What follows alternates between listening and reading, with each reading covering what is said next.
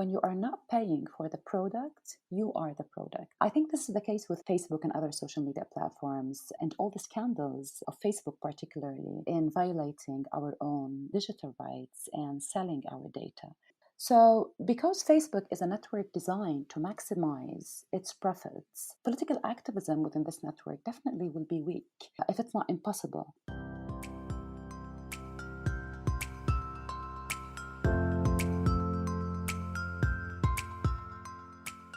This is Rethinking Palestine, a podcast from Al-Shabaka, the Palestinian Policy Network, a virtual think tank that aims to foster public debate on Palestinian human rights and self-determination. We draw upon the vast knowledge and experience of the Palestinian people, whether in Palestine or in exile, to put forward strong and diverse Palestinian policy voices. In this podcast, we will be bringing these voices to you so that you can listen to Palestinians sharing their analysis wherever you are in the world. Over the last decade, social media has become increasingly a site for political activity and mobilization. Indeed, the revolutions that began over 10 years ago across the Middle East relied heavily on various social media platforms to get the masses out onto the streets. Yet whilst it's been a useful tool in mobilization and activism, it's also been used by state authorities as a tool of oppression. And in recent years, an increasing number of Palestinians have been reporting that their rights of expression are being suppressed by dominant social media platforms such as Facebook, WhatsApp, Twitter, and YouTube. And this has included the removal of content, the blocking of accounts, and restrictions on access. Now, to discuss all of this and more, I'm joined by a Al-Shabaka policy member, Dr. Amal Nazzal, who is an assistant professor at the Business and Economics faculty at Birzeit University, and also an advisory board member for Hamle, the Arab Center for the Advancement of Social Media. Amal, thank you so much for joining us on Rethinking Palestine. Thank you so much, Yara, for having me. Can you start off by giving us an overview of what this increased suppression of Palestinian expression by dominant media platforms has looked like? And perhaps draw upon a recent policy brief that you wrote for Shabaka and specifically tell us about YouTube's violation of Palestinian rights and how it's violating its own guidelines when it comes to dealing with Palestinian channels. So if I will start with your first question, actually, Yarva, about the increased suppression of Palestinian digital rights, this has to be understood and looked at with the vast and massive Israeli technological advancement in surveillance technologies and cybersecurity. Israel manufactures and exports a massive amount of military and cybersecurity technologies, which makes Israel one of the top 5 countries in the world in its military and cybersecurity technologies, besides the US, the United Kingdom, France, and Germany.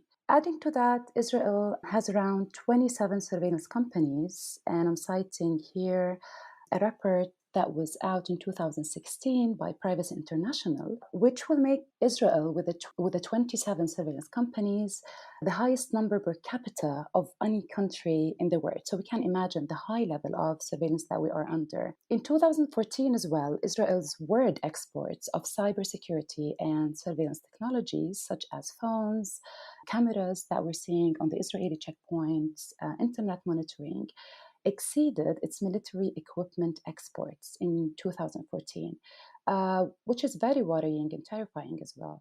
So that's why the efficiency, in between brackets, of monitoring Palestinians' account and digital data is becoming bigger and bigger. Therefore, we are witnessing more suppression, of course. Another important point as well is the clear and obvious collaboration in between Israel and different social media platforms such as Facebook, Twitter, and YouTube. In 2019, Sabah Social and its Palestinian digital rights organization documented as many as 1,000 violations and 1,020 digital violations, in 2020.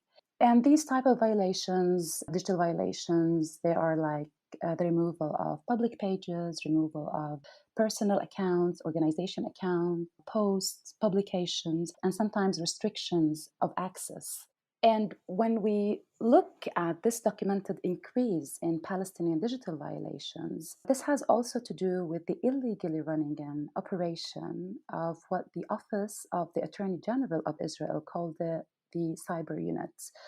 So this illegal cyber unit, which has came out in 2015, is designed and programmed to censor Palestinian content and to monitor Palestinian social media accounts. As I said, what so-called the cyber units, and I'm quoting here a press release by Adala, the Legal Center for Arab Minority Rights in Israel. This cyber unit, as I said, that has started working and operating in 2015, it is mainly responsible for, and this is the quote, dealing with cyberspace enforcement challenges via censorship of social media posts.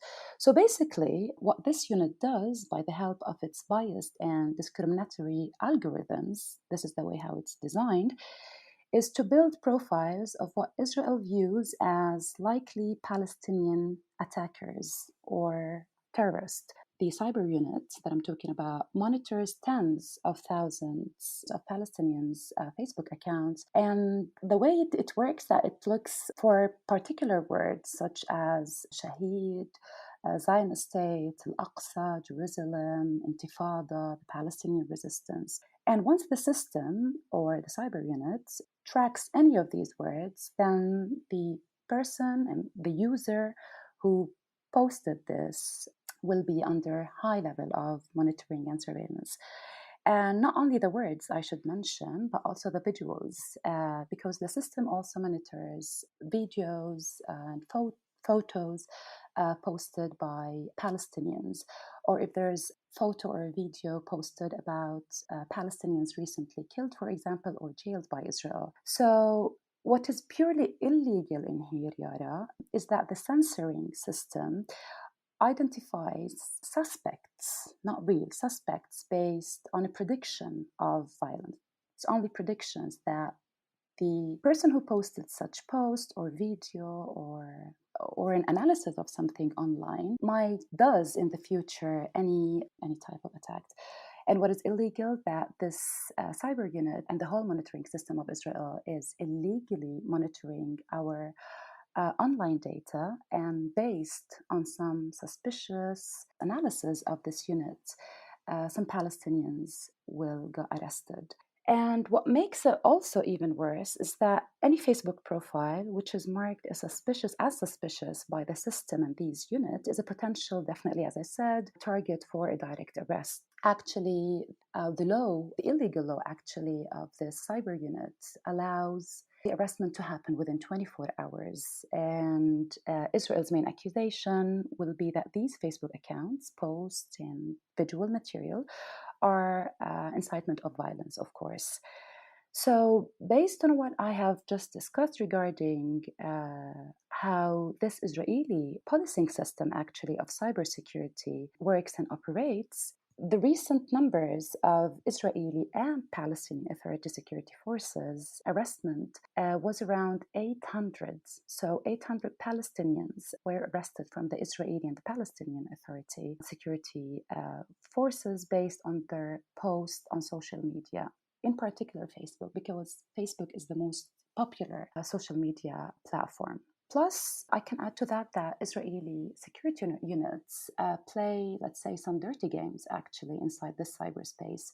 It has been documented that Israeli security units set up fake Facebook accounts under Arabic names and cover photos and cover profiles of Palestinian flag or any symbol of a Palestinian picture and visuals, like Palestinian visuals, to trap some Palestinian or to gain access to different Palestinian Facebook profiles in order to gain private information and sometimes target particular people or hack particular Facebook account. This private information, Yara, could be sexual orientation, medical or mental conditions, financial status, to exploit these Palestinians and blackmail them, actually. So this is in regard of the first question that you posed. The other part about the policy brief that I wrote with Shabaka, it was about YouTube's violation of Palestinian rights and how it is violating its own guidelines when it comes to dealing with Palestinian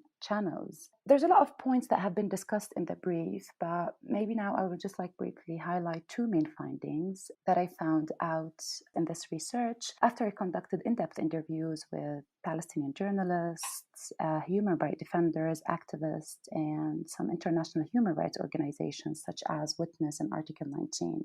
We can say like finding number one is that YouTube violates its own community guidelines, where it is not held accountable for the clarity and equity of its guidelines. And that YouTube maneuver between different community guidelines interchangeably to justify content removal. So some of us know that YouTube has four main guidelines and policies for content monitoring. So the spam and deceptive practices, sensitive topic, violent or dangerous content, and regulated goods.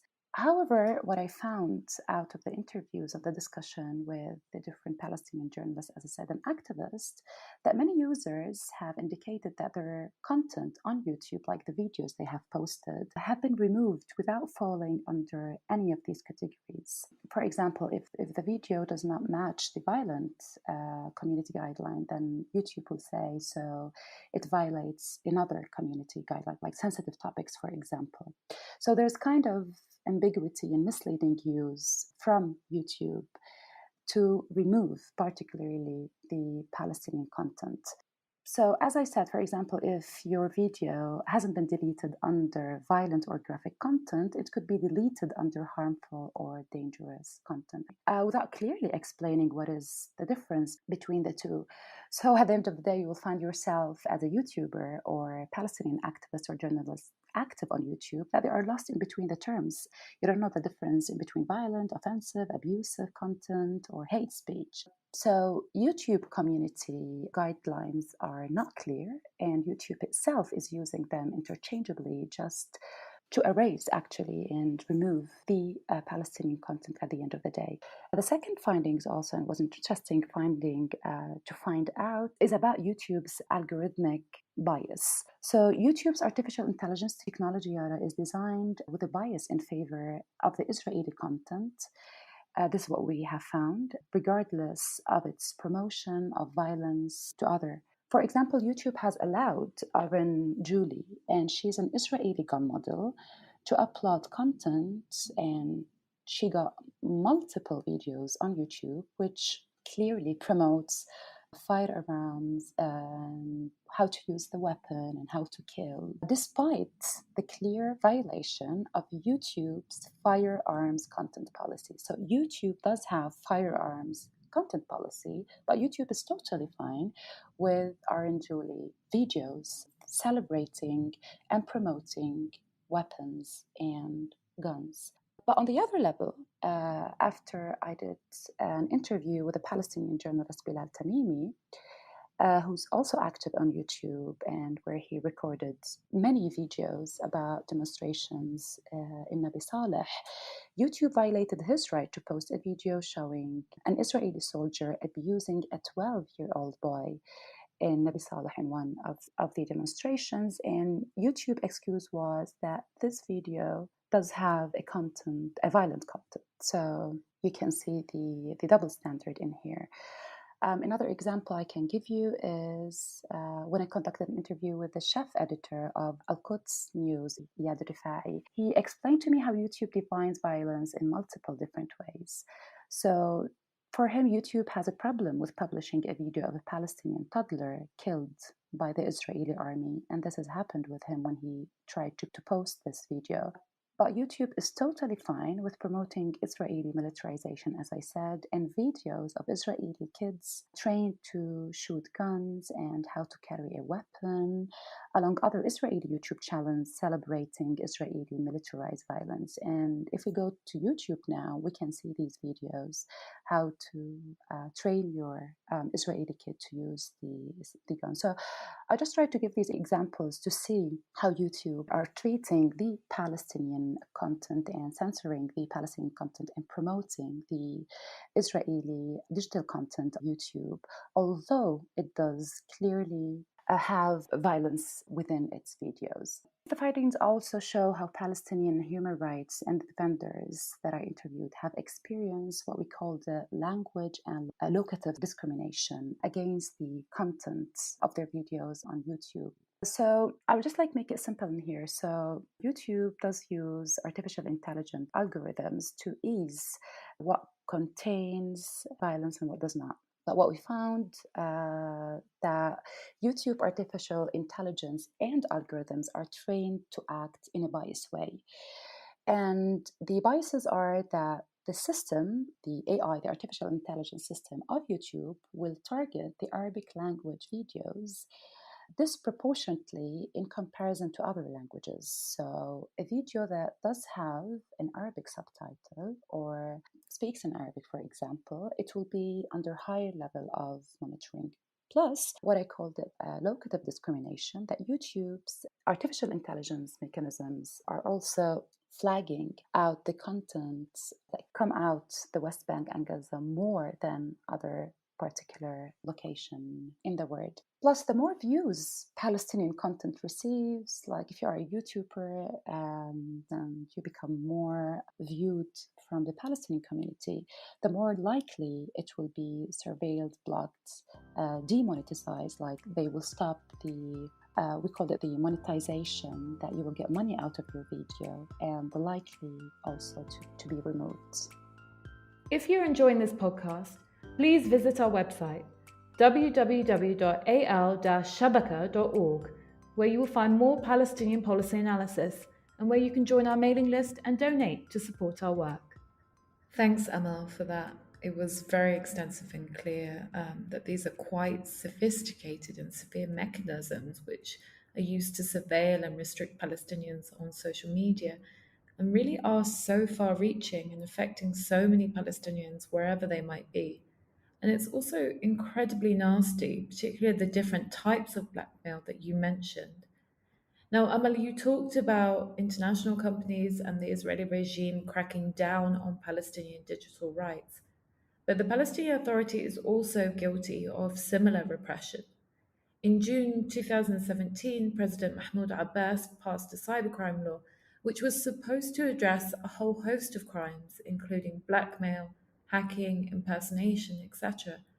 But what we've seen, and I think it's of no surprise considering the increasing authoritarian trends within the PA, is that instead of protecting citizens' digital security, the law has become a tool for quashing internal opposition online. We saw journalists arrested for criticizing the president, and of course the security coordination which sees the sharing of information, including from social media, with the Israeli regime. Can you talk to us a bit more about this?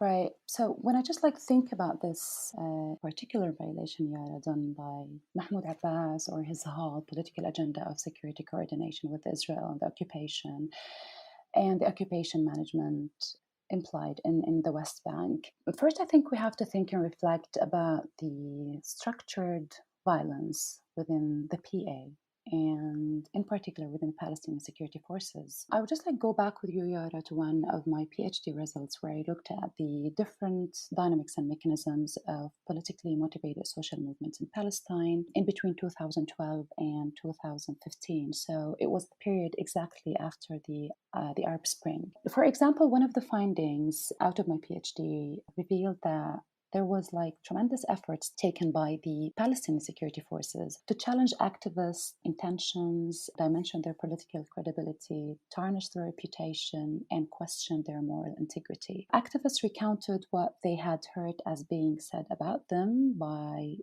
Palestinian security forces, including opinions voiced in the public domain that they are immoral girls and guys, they are funded by international and foreign NGOs and whatsoever, and they're not pure Palestinians, and they have foreign political agendas and whatsoever. The findings also reveal that the Palestinian security forces, riot police, intelligence units, and different plainclothes, actually, police officers were physically violate the activists as well. And all of that was happening, Yara, in the offline space. But still, the online space was also a part of the suppression and surveillance, where some activists have got arrested and threatened as well, only because they were active online. And here I'm quoting one of my interviews, quote, while we were discussing this after his arrestment by the Palestinian security forces. So the interview was saying, we were witnessing a new revolutionary youth spirit in our oppressed Arab world. On TVs, we were watching Tunisian and Egyptian youths demonstrating and asking for their own rights. It was moving and inspiring. We started by mobilizing our close networks and then created a Facebook page to announce the demonstration. On that evening, I was threatened over the phone from the Palestinian police to delete the event because it was obvious that I was the admin. Any quick search on the internet can show up my name.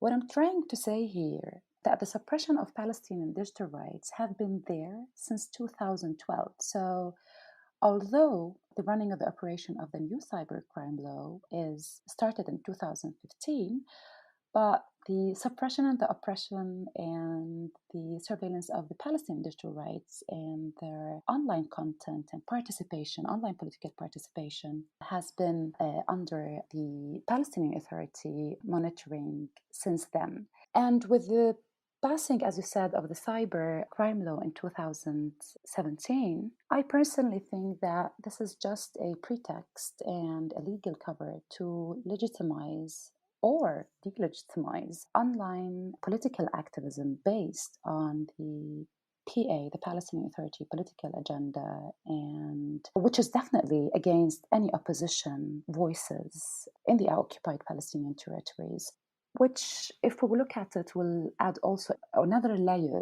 of violence and oppression to the Palestinian human rights. Because when we think also, Yara, about the human rights, digital human rights, it's a part of the whole matrix. So digital human rights is a part of the whole human rights matrix, and it is important as other human rights. So I think this new cybercrime law is just a pretext and a cover for the Palestinian Authority to legitimize and delegitimize the online political activism and any other online behavior according to what they see as suitable or not suitable, which is also worrying as well. Yeah, it is worrying. It paints quite a stark picture for Palestinian digital rights that this kind of oppression is really coming from all sides. And thank you, Amal, in particular, for sharing that personal experience of yours. Now, we all know that social media has become critical in activism globally, as demonstrated by the revolutions in the Middle East that you mentioned. Do you think going forward, Palestinians and other politicized communities fighting injustice for that matter should rely on social media? In other words, is it an effective site of resistance against injustice? Or will social media always be antithetical to fighting the status quo, considering that these are essentially multi-million-dollar companies? Right. I think this is a really interesting question, actually. And if I will think about it, I will just have to think about the network that we're using and is it suitable for political activism or not? Personally, I stand with and believe in the critical viewpoint, actually, of the role of social media in political resistance and political activism in general. Yes, as you said, social media has become critical in activism globally, and social media platforms recently have been questioned whether they are empowering us to better resist online or whether they weaken our political activism. I believe that social media does weaken our political resistance and activism online, but the question here is why? What is wrong about social media in that sense? And in here, I would just like try to highlight some few points that I touched upon on one of my research and in an article that I wish I would publish soon. So first, I think we have to keep reminding ourselves that Facebook, at the end of the day, as you said, is a capitalist company which is aiming every day to maximize its own profits and the dividends of its shareholders. Facebook is not a charity, Facebook is not a global movement. 70.7 billion is the total revenue of Facebook in 2019, where it was 55.8 billion in the year before that, which is 2018. So we can see that big jump of total revenues that Facebook makes each and every year. But the question is, how come? It's not because there's around 1.7 billion users of Facebook, but it's because Facebook and different social media platforms as well do sell our own data, pictures, online behaviors to other companies, other countries, and other intelligence services and units. There's a really nice quote, which I think makes perfect sense why we're talking about this. It says, when you are not paying for the product, you are the product. I think this is the case with Facebook and other social media platforms and all the scandals of Facebook, particularly in violating our own digital rights and selling our data. So, because Facebook is a network designed to maximize its profits, just imagine how political activism would look like within this network. Political activism within this network definitely will be weak, if it's not impossible. But the question again, why? Why we can be politically active within a network which is designed to maximize its own profits and just market to make us buy more and also use us and our data and pictures and online behavior, as I said, as product. As someone, Yara, could argue and say, let Facebook makes the money. I do have my own page, friends and tools and the network itself, and I'm free to write any post I want and to mobilize and to start an event and whatsoever. Surprisingly, I think that no, you can't. Even if you think sometimes that you are, Facebook, at the end of the day, is a network. Like any other networks, Twitter, Instagram, and TikTok. These networks are designed by programs and business entrepreneurs to create a digital space crowded with weak, not strong, coherent network ties. And when I say a tie, it's just the online relationship that we have. So me and you on Facebook, we have a tie that we know each other. It's separate than the offline tie that we have. So the argument here that Facebook and the social media network, they are built on the philosophy of weak ties, not strong ties. So if we want to analyze the way Facebook has been engineered and designed, we will find that it is based on a theory of what we call the strength of weak ties, which has been discussed by the sociologist of networks, Mark Granovetter. The theory of the strength of weak ties tells us that despite the fact that weak ties are an expression of social relations characterized by infrequent connectivity, poor emotional proximity and trust, weak ties are more powerful in disseminating information, for example, and finding job opportunities for individuals and market the products more and make people aware of some issues more than strong ties that they are embedded in the relationship in between close friends, family, for example. Therefore, social media networks feeding grow on being designed and creating a weak social fabric that is the weakly interconnected, rapidly spreading and consumable as well ties, if that makes sense. This is a core reason why a solid and serious political activism couldn't take place. And I think all of us are witnessing and feeling this, that we have many network online. We have many people that we know online. And I say we know in between brackets, but how much we know about them, and what about the trust level, and what about the emotional engagement? So if we just think about this network and the Facebook and how come I have 1,500 friends, it's just like the network itself is designed to spread my ties to be weak ties. I know little about these. I know very little about these people. There are many, yes, but they are not strong ties where I can build with them a solid, serious political resistance and activism. And this is, I think, really important point to just look at and reflect upon when we are politically engaging online. So weak ties as well, and the ease of acting online. Like nowadays, it's very easy to going for a demonstration, to write a post, to share a video, to say a saying about a political viewpoint or whatsoever. This led to an online behavior we call the slactivism. So slactivism, which all of us, by the way, are involved in different means. So slactivism is the practice of supporting a political or a social cause by means such as social media, as I said. Posting something, writing a post a video, sign an online competition, join a demonstration online, and all of these online political acts. But slactivism is a term that reflects that, yes, you're doing these online political behavior and acts, but they are very little in their effort or commitment. There is little commitment, low cost, and very low risk in the political activism. So, yes, we do them, but we are pretty aware that they involve low level of risk and low level of cost and a very little commitment. And someone would argue, like, why you want me to go for high political activism? And we will be saying, like, if everyone on this web is doing low risk political activism, little commitment and low cost, then how we will do the serious political activism? Like, who's left to do it? Another saying also by Malcolm Gladwell, he's an activist and writer and public speaker, actually.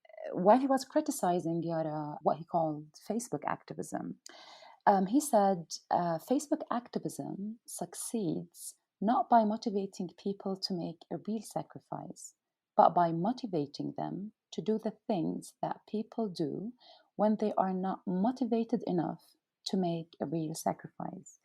And I think it's a very simple and true quote about Facebook and other social media platforms, that they do provide us with tools to think that we are doing something real.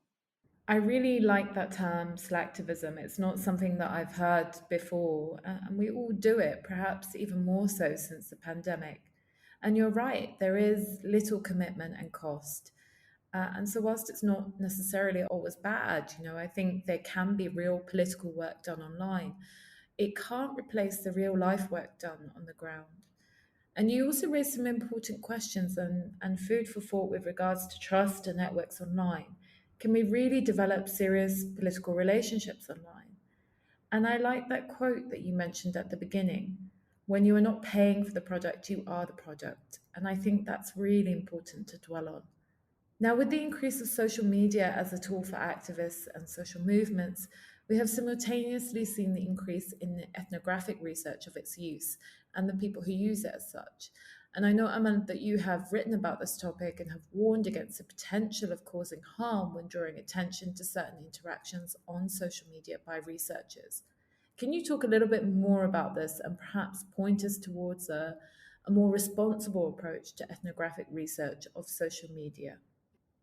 Yeah, the article which I co-authored actually along other three authors at University of Exeter and Bath University is titled Ethical Considerations and Challenges for Using Digital Ethnography to Research Vulnerable Populations, where we seek to clarify different methodological considerations addressing the role of the researcher, online data representation, and the ethical considerations necessary to research vulnerable populations. So, generally, we know that there are general ethical considerations that each and every ethnographic researcher or qualitative researcher, let's say, has to pay attention to, such as anonymity, presentation of data, the role of the researcher not to go completely native with the community he or she is studying. But within the online spaces, and while you are researching and studying different online behavior as a digital ethnographer, there are particular specific ethical considerations that you have to be aware of. So, for example, we know that the web affords high degree of visibility, which might facilitate the tracking of the participants' online identity, relationship, and networks. Everything online will stay online. Anything you post online will stay there. So the tracking and the monitoring is super simple. In Palestine, which is a country under Israeli colonization and occupation, plus the continuous monitoring as well of the PA, as we said, and security units, the consequences of revealing the participants' identities, locations, political opinions might be very severe. So therefore, the protection of the participants' identity, and I said their networks, location, what they have posted, must be given highest priority, because any governmental level or security forces can simply track back any online post because it will never get deleted. Another important point as well is the presentation of the online data. So if I started searching one topic online about, let's say, how the Palestinian youth are politically participating online, what do they think about this particular political case and whatsoever, and I collected all of the data from Facebook users' comments, posts, and whatsoever. Shall I present all of this online data in my research, although I anonymize the name of the user? No, we can't. An online ethnographer or digital ethnographer has to think and reflect upon the data representation. So first of all, a digital ethnographer should evaluate what is considered meaningful data, what is to be excluded, how the data can be filtered into appropriate categories for interpretation and analysis.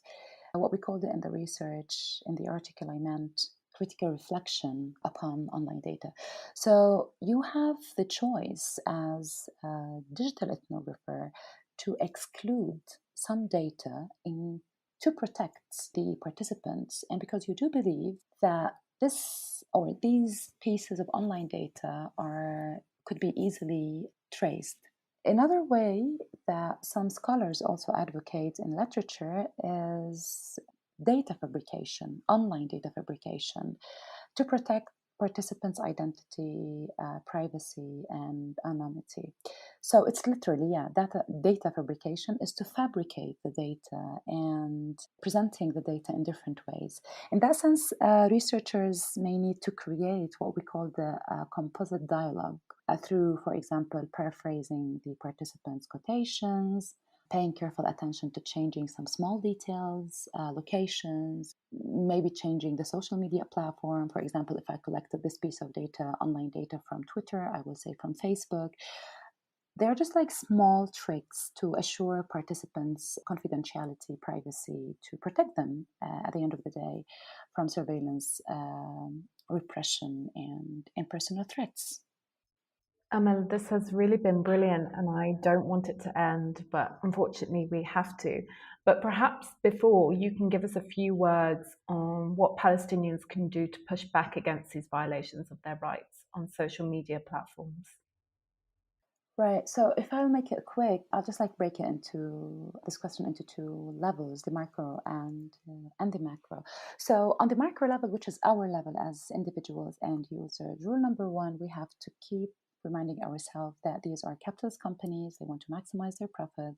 They are illegally selling our data, and we have to be aware. And they're manipulating us as well by their biased artificial intelligence systems. I'm not saying here, Yara, that we have to leave all of the social media platforms. No, they ease our life in a way or another. They connect us with people, but we should be aware of what we are dealing with. Rule number two, or point number two, we have to spend less time on social media. Palestinians in particular.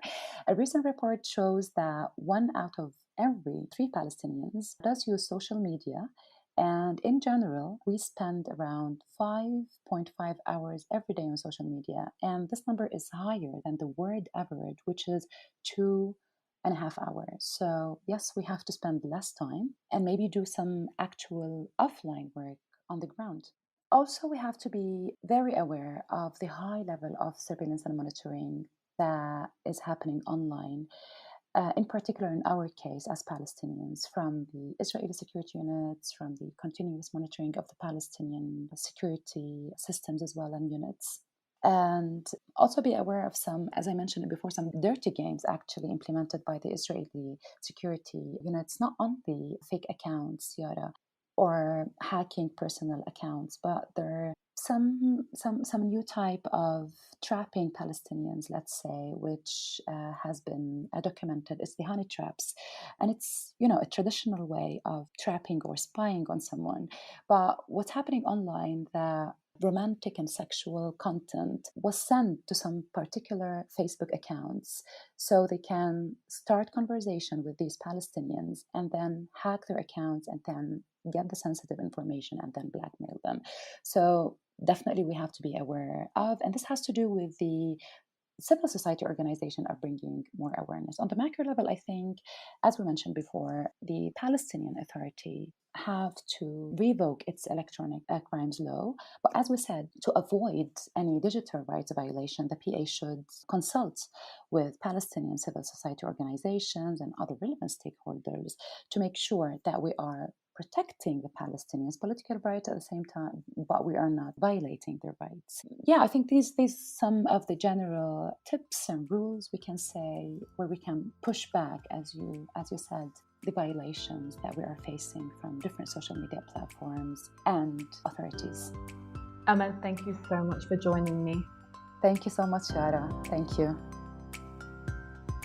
Thank you for listening to Rethinking Palestine. Don't forget to subscribe and leave us a review.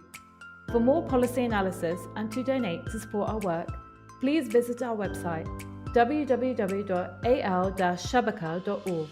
You can also follow us on Facebook and Twitter.